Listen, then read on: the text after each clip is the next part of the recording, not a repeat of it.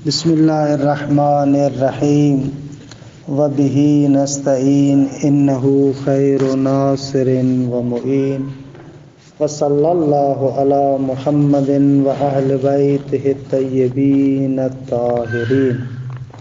الحمدللہ ہماری گفتگو علم اصول میں امر سابع یعنی 7ویں امر کے بارے میں تھی، اور عرض ہوا کہ 7ویں امر میں اصول لفظیہ کو ذکر کیا۔ اگر مراد متکلم میں شک ہو جائے تو ان اصول سے تمسک کیا جاتا ہے۔ اگر وہ مراد متکلم معنی حقیقی یا مجازی ہو تو وہاں پر اصالت الحقیقت کو جاری کریں گے۔ اگر مراد متکلم معنی عام اور معنی مخصص اس کے بارے میں شک ہو تو معنی عام پر حمل کریں گے اصالت العموم سے۔ اسی طریقے سے اصالت الاطلاق اور اصالت عدم تقدیر۔ آخری اصل جو ہمارے سامنے ہے وہ ہے اصالت الظہور۔ اچھا، اس اصالت الظہور کو بیان کرنے سے پہلے میں نے کہا تھا کہ علم منطق میں آپ لوگ پڑھتے تھے، حاشیہ ملا عبداللہ میں تو بیان ہوا ہے، اور البتہ المنطق میں بھی ہے یہ مطلب کہ جب بھی آپ کسی امر کے بارے میں خبر دیتے ہیں تو اس خبر کے مضمون کے بارے میں آپ کی 4 حالتیں ہیں۔ یا تو اس خبر کے مضمون پر آپ کا ایسا اعتقاد ہے کہ اس اعتقاد کے برخلاف اصلاً ذرہ برابر احتمال نہیں، یا اس خبر کے مضمون کے بارے میں جو آپ کا اعتقاد ہے ایسا اعتقاد ہے جو اعتقاد راجح ہے اور اس کے مخالفت میں ایک احتمال ضعیف ہے، یا تو خبر کے مضمون کے بارے میں اصلاً آپ کو اعتقاد نہیں بلکہ دونوں احتمالات برابر ہیں۔ یہ 4 صورتیں بنتی ہے۔ اگر خبر کے مضمون کے بارے میں ایسا اعتقاد ہو کہ جس کا مخالف طرف اصلاً نہ ہو، اس کو کہتے ہیں یقین، یا ہمارے ہاں کہتے ہیں 100%، یعنی 100%، 100%، 100% ایسے ہے، یعنی ذرہ برابر بھی دوسرا احتمال نہیں ہے۔ یا ایک ایسا اعتقاد ہے کہ جس میں مخالف احتمال بھی ہے لیکن وہ ضعیف ہے، یعنی 50% سے زیادہ ہے، 70%، 60%، 80%۔ تو جو احتمال راجح ہوتا ہے 50% سے زیادہ اس کو ظن کہتے ہیں، اور جو اس کے مخالف ضعیف احتمال ہوتا ہے یعنی 30%، 50 سے کم، 40، 30، 20، 10%، اس کو ہم منطق میں وہم کہتے ہیں۔ اور جہاں پر احتمال بالکل برابر ہو، دونوں طرف برابر ہو، 50-50% ہو تو اس کو شک کہتے ہیں، متساوی الطرفین، دونوں احتمال برابر ہیں۔ تو یہ آپ مضمون خبر کے لحاظ سے 4 کیفیتیں رکھتے ہیں، یا یقین ہے، یا ظن ہے، یا شک ہے، یا وہم ہے۔ یقین جہاں پر 100% آپ کو اعتقاد ہے، اصلاً اس کا مخالف طرف نہیں ہوتا۔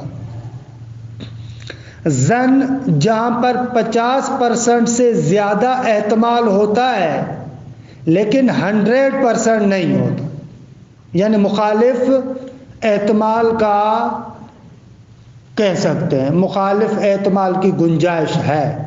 تو جو 50% سے زیادہ ہوتا ہے جس کو ہم اعتقاد راجح کہتے ہیں اسے ظن کہا جاتا ہے۔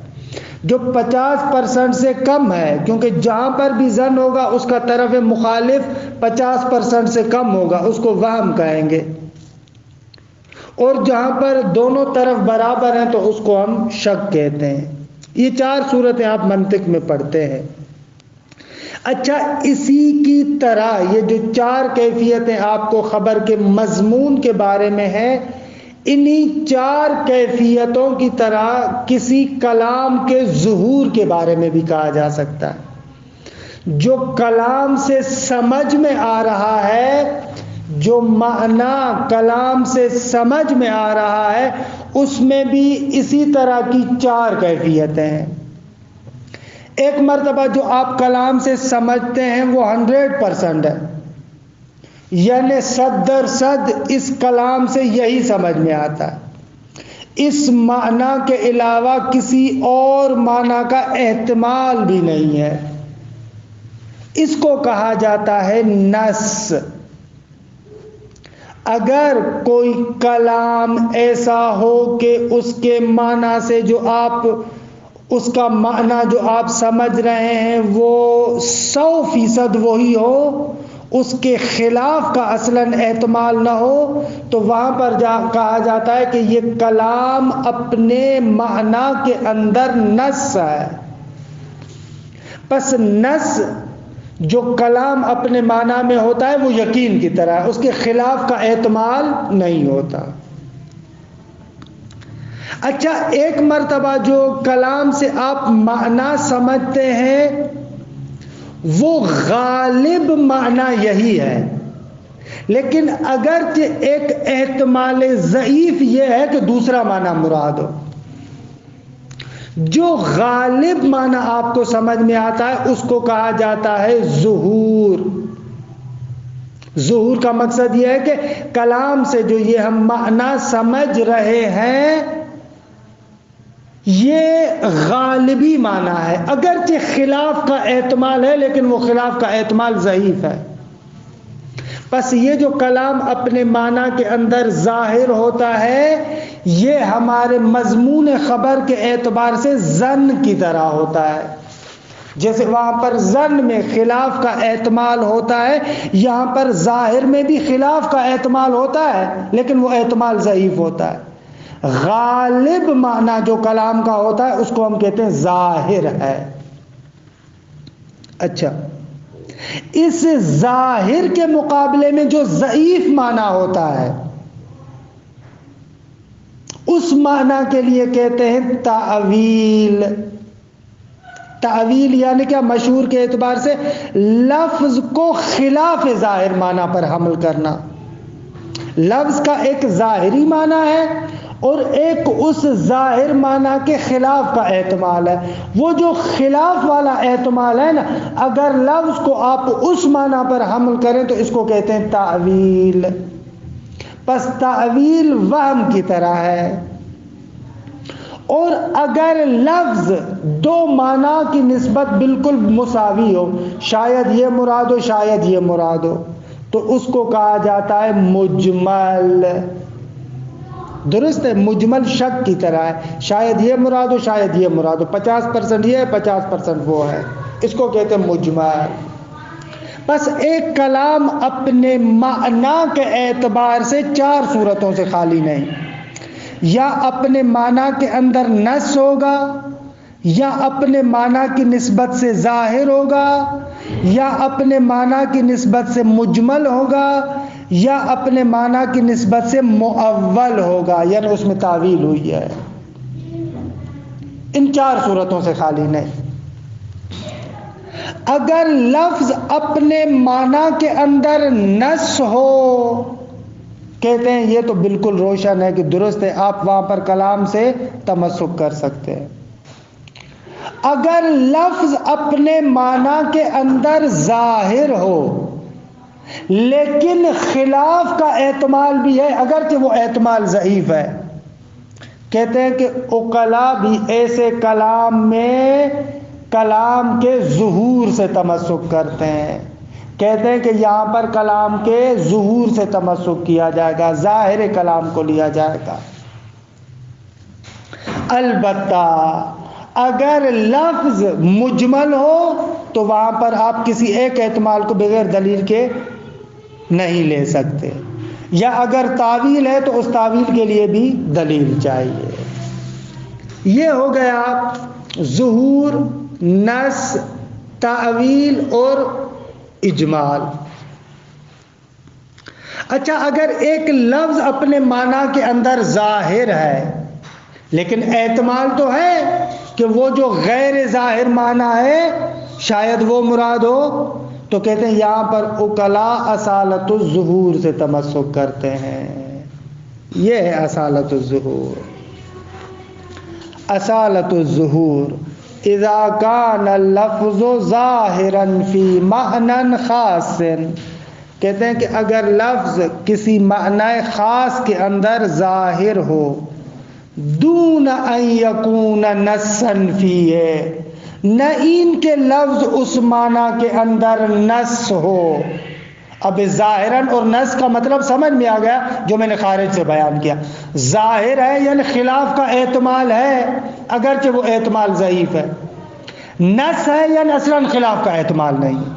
تو اصالت الظہور کہاں پر جاری ہوگا؟ جہاں پر ظہور کی بات ہے.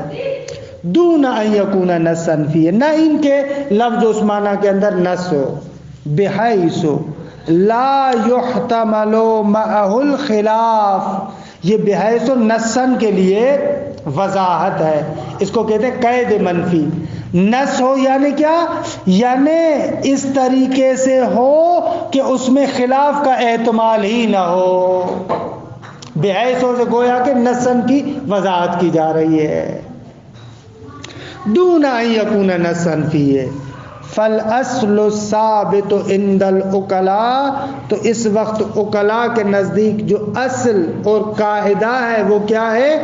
هو الاخذ بظہور الکلام والغاء احتمال الخلاف. عقلاء کہتے ہیں کہ اس صورت میں کلام کے ظہور سے تمسک ہوگا اور خلاف کے احتمال کو ملغا قرار دیا جائے گا، چھوڑ دیا جائے گا. وَهَذَا مَا يُعَبَّرُ عَنْهُ بِأَصَالَةِ الظُّهُورِ، اور اس کو اصالت الظہور کا نام دیا جاتا ہے. وَهَذِهِ الْأُصُولُ مِمَّا يَعْتَمِدُ عَلَيْهَا الْعُقَلَاءُ فِي مُحَاوَرَاتِهِمْ وَلَمْ يَرْدَعْ عَنْهَا الشَّارِعُ فَهِيَ حُجَّةٌ. اچھا اس آخری سطر کے اندر دلیل بیان کر رہے ہیں کہ یہ اصول کیوں حجت ہے. ان آخری سطر کے اندر دلیل بیان کر رہے ہیں کہ یہ اصول کیوں حجت ہے. دلیل ہے ہمارے پاس سیرہ عقلاء. اس سیرہ عقلاء کو انہوں نے ایک سطر میں بیان کر دیا. سیرہ عقلاء یعنی کیا؟ یعنی عقلاء کا ایک ایسا عمل کہ جس پر تمام عقلاء اپنی زندگی میں عمل کرتے ہیں، چاہے شیعہ ہو، سنی ہو، مسلمان ہو، یہودی ہو، عیسائی ہو، ہندو ہو، یعنی جتنے بھی عقلاء ہیں اس کو کہتے ہیں سیرہ عقلاء. کسی خاص کام پر تمام کے تمام عقلاء عمل کر رہے ہیں. اچھا اس دنیا میں آپ جا کر دیکھیں جتنے بھی عقلاء ہیں وہ سارے کے سارے عقلاء کلام کے اندر اگر ظہور ہو تو اسے تمسک کرتے ہیں، خلاف کے احتمال کو اصلاً مد نظر نہیں رکھتے. اچھا یہ تو تمام عقلاء کرتے ہیں، لیکن شرعی اعتبار سے ہمارے پاس کیسے حجت ہوا؟ شرعی اعتبار سے ہمارے پاس اس لیے حجت ہے کہ اس کے اندر ایک اور مقدمے کا اضافہ کرتے ہیں.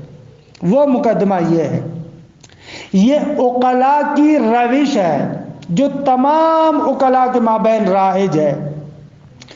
شارع کے سامنے یہ روش چل رہی ہے اور شارع یعنی امام معصوم نبی، اس کے سامنے یہ سیرہ عقلاء ہے لیکن وہ کسی کو منع بھی نہیں کرتا. جب وہ کسی کو منع بھی نہیں کرتا، اس کے سامنے یہ کام ہو بھی رہا ہے، اس کا مقصد یہ ہے کہ وہ اس کام کو درست سمجھتا ہے. اگر غلط کام ہوتا تو شارع ضرور منع کرتا. شارع کا منع نہ کرنا اس بات کی دلیل ہے کہ عقلاء کی یہ روش درست ہے.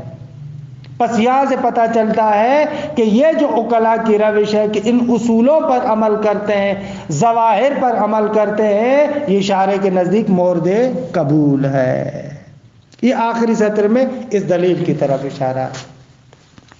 وَهَذِهِ الْأُصُولُ مِمَّا يَعْتَمِدُ عَلَيْهَا الْعُقَلَاءُ، یہ اصول وہ ہے کہ جن پر عقلاء اعتماد کرتے ہیں فی محاوراتہم، اپنے تمام مکالمات میں. یہ ایک مقدمہ. وَلَمْ يَرْدَعْ عَنْهَا الشَّارِعُ، یہ دوسرا مقدمہ. اور شارع نے اس روش سے منع بھی نہیں کیا، کیونکہ یہ شارع کے سامنے ہے روش. پس نتیجہ کیا؟ فَهِيَ حُجَّةٌ، نتیجہ یہ نکلے گا کہ یہ روش حجت ہے. اچھا یہ بحث تمام ہو گئی. درمیان میں ایک سطر کو میں نے چھوڑا تھا، ثم ان الاصول السابقۃ مصادیق لاصالۃ الظہور. اس عبارت کی بھی تھوڑی وضاحت کر دو. دیکھیں یہ جو اصالت الحقیقت ہے، اصالت العموم ہے، اصالت الاطلاق، اصالت عدم تقدیر، یہ در حقیقت چاروں کے چاروں اصول اسی اصالت الظہور کے مصداق ہے. کیسے؟ مثلا اصالت الحقیقت میں آیا، متکلم ایک لفظ کو استعمال کرتا ہے بغیر قرینے کے. اب ہمیں کیا لگ رہا ہے اس کا جو ظاہری معنی ہے، غلبے والا معنی کون سا ہے؟ معنی حقیقی ہے. لیکن ایک احتمال ضعیف یہ ہے کہ یہاں پر معنی مجازی مراد ہو. تو آپ کیا کہتے ہیں؟ اصالت الحقیقت سے تمسک کریں گے. یہ اصالت الحقیقت یہاں پر اصالت الظہور کا ایک مصداق ہے، کیونکہ لفظ معنی حقیقی میں ظاہر ہے اور معنی مجازی کا احتمال ہے. یہ وہی اصالت الظہور ہے. اسی طریقے سے اصالت العموم میں لفظ معنی عام میں ظاہر ہے، تخصیص کا احتمال ہے. پس یہ اصالت العموم اسی اصالت الظہور کا ایک مصداق ہوگا. اصالت الاطلاق میں بھی ایسے لفظ معنی مطلق میں ظاہر ہے، مقید کا احتمال ہے، پس یہ بھی اصالت الظہور کا ایک مصداق ہوگا. اصالت عدم تقدیر بھی یہی ہے کہ لفظ اس بات میں ظاہر ہے کہ تقدیر نہیں ہے لیکن احتمال ہے کہ تقدیر ہو، بس اسی ظاہر کو تمسک کریں گے.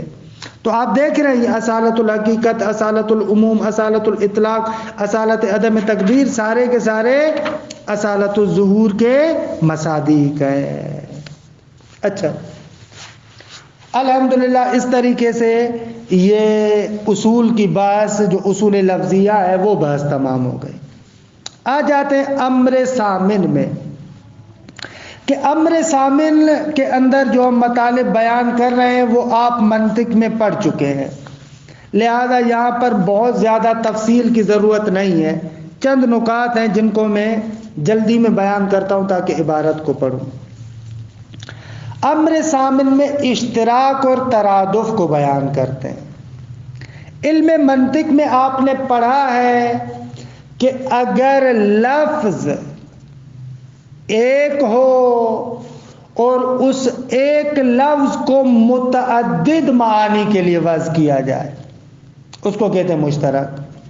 لفظ عین ایک ہے، ایک سے زیادہ معنی کے لیے اس کو وضع کیا جائے، اس کو کہا جاتا ہے مشترک لفظی یا اشتراک. ترادف سے کیا مراد ہے؟ ترادف سے مراد یہ کہ الفاظ متعدد ہے، معنی ایک ہے. بالکل مشترک کے برعکس، مشترک میں لفظ ایک ہے لیکن معانی زیادہ ہے، متعدد معنی کے لیے وضع کیا گیا. ترادف میں لفظ ایک سے زیادہ ہے لیکن معنی ایک ہے. انسان و بشر معنی ایک ہے. اچھا اس اشتراک کے بارے میں گفتگو ہے، لغت میں بھی بحث ہوتی ہے، اصولی پرانی کتابوں میں بھی ہے کہ آیا یہ اشتراک اولاً ممکن ہے یا ممکن نہیں ہے. ثانیاً اگر ممکن ہے تو آیا لغت عرب میں مشترک لفظی الفاظ ہیں یا نہیں ہے. ان کے بارے میں گزشتہ پرانی اصول کی کتابوں میں بھی بحث ہوتی تھی، ادبیات کی کتابوں میں بھی بحث ہے. البتہ یہاں پر جو ہم امکان کی بات کریں ممکن، اس امکان سے مراد امکان وقوعی ہے، کیونکہ فلسفے میں آپ انشاءاللہ پڑھیں گے کہ ممکن کے امکان کے بہت سارے معانی ہیں. البتہ منطق میں آپ پڑھ چکے ہیں. ایک مرتبہ کہتے امکان خاص.